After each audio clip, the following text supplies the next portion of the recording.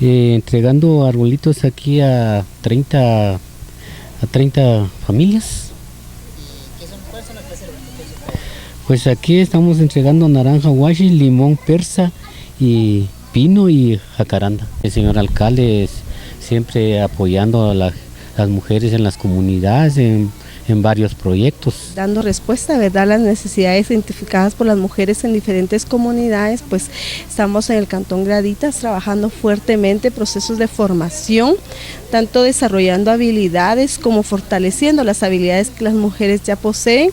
El día de hoy pues estamos trabajando con ellas un proyecto de sistema agroforestal con el fin de contribuir, ¿verdad?, a la economía de la mujer, asimismo al cuidado del patrimonio natural. El día de hoy pues vamos a estar entregando árboles maderables, asimismo limón persa y naranja huashi.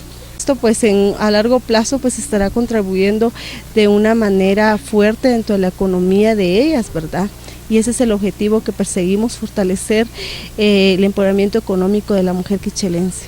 Tenemos la gran ventaja, ¿verdad?, la voluntad política del señor alcalde para realizar diferentes acciones, dando respuesta a las necesidades de la mujer en el municipio de Santa Cruz del Quiché. Contentas porque la verdad nunca nos habían ayudado así de esta manera, sino hasta ahora.